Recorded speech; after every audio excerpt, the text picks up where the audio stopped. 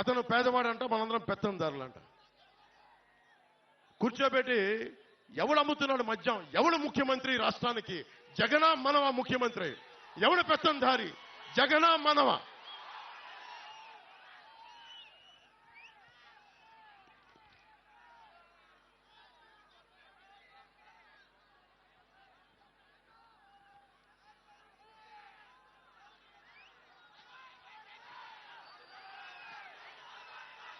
మీరు అడగండి, ఒక్కొక్క వైసీపీ నాయకుడిని అడగండి.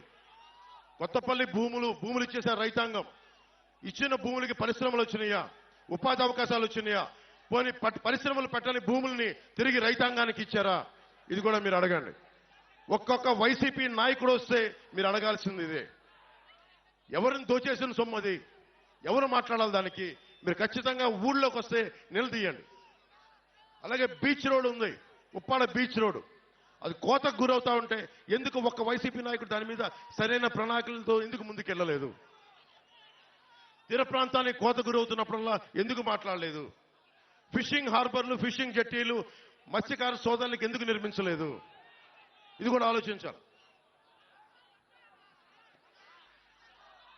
కోనపాకపేట, ఉప్పాడ కొత్తపల్లి మండలంలో కోనపాకపేట, ములాపేట, ఉప్పాడలో ఈ తదితర గ్రామాల్లో కెమికల్ రిలీజ్ అయిపోయి అరవిందో వీళ్ళకి సంబంధించిన తదితర కెమికల్ ఫ్యాక్టరీస్ కాలుష్యం సముద్రంలో పెడతా ఉంటే మత్స్య సంపద నాశనం అయిపోతా ఉంది. దీని గురించి మాట్లాడేది ఎవరు?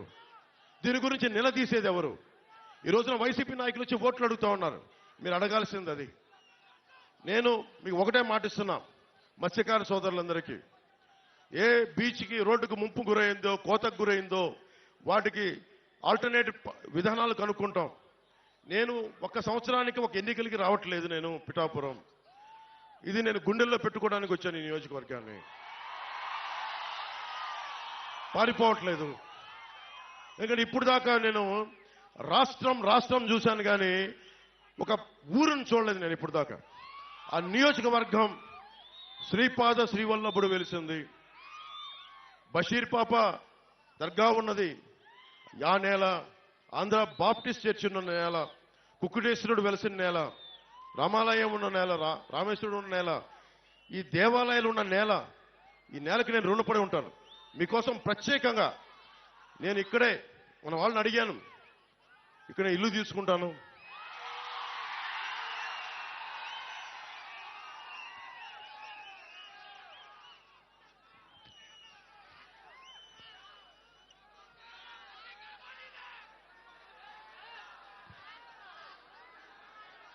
ఇల్లు తీసుకుంటాను. నేను ఖచ్చితంగా ప్రత్యేకించి 54 గ్రామాల బాధ్యత, ఒక పర్మనెంట్ ఆఫీస్ పెట్టి, కార్యవర్గాన్ని పెట్టి, నేను వర్మ గారి అనుభవం, ఉదయ్ శ్రీనివాస్ గారి యువరక్తం, వీటన్నిటితోటి ప్రత్యేకించి 54 గ్రామాల మీద నేను కులాలకి మతాలకి అన్నిటికీ అతీతంగా అని చెప్తున్నా. వెనకబడిన కులం అని లేదు, ఓసీ కులం అని లేదు, ముస్లిం అని లేదు, ఎస్సీ అని లేదు, క్రిస్టియన్ అని లేదు. నేను జాషువా విశ్వనరుణ్ణి, అందరినీ గుండెల్లో పెట్టుకుంటాను. ఎందుకంటే ఈ నేల, పిఠాపురం నేల చెప్తా ఉంది. ఒక ఆంధ్ర బాప్టిస్ట్ చర్చి 1905లో ఉన్నప్పటి నుంచి వెలిసింది. ఇక్కడ పెట్టారు. ఇక్కడ అలాగే బషీర్ పాపమ్మ దర్గా వెలిసింది. ఇది దాదాపు 5 దశాబ్దాల నుంచి ఆ పీఠం ఇక్కడ ఉంది. అలాగే దత్తుడి పీఠం కానీ, ఇవన్నీ మనకి భారతదేశంలోనే. నేను పిఠాపురం వచ్చానని తెలిసిగానే మనకి నేషనల్ ఛానల్స్ వచ్చినాయి. నేను వాళ్ళు ఒకటే చెప్పాను, భారతదేశంలో పిఠాపురం ఖ్యాతిని మొత్తం అందరికీ, దేశం మొత్తం తెలియజేస్తాం. దీన్ని నెంబర్ 1 మోడల్ నియోజకవర్గంగా తీర్చిదిద్దుతాం.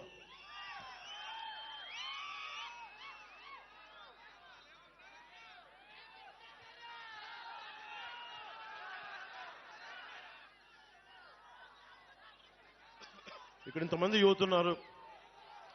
యువతకు సంబంధించి ఒకటే అడుగుతున్నా, మీకు 25 సంవత్సరాల భవిష్యత్తు కావాలా, ఒక 5,000 జీతం కావాలా? మీరు ఆలోచించుకోండి. మత్స్యకార యువతనే తీసుకుందాం.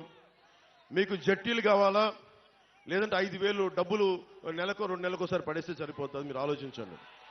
జట్టీలు పెడితే మీ సంపద మీరు సంపాదించుకోవచ్చు. జట్టీల మీద నిర్మాణం జరగదు. జట్టీలు బీచ్ల మీద జట్టీల నిర్మాణం జరగదు.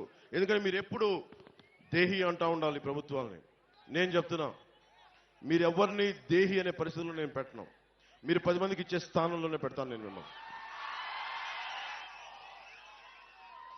నేను హుద్హుద్ తుఫాన్ అప్పుడు శ్రీకాకుళం వెళ్తే రణస్థలం దగ్గర ఒక యువకుడు చెప్పిన మాట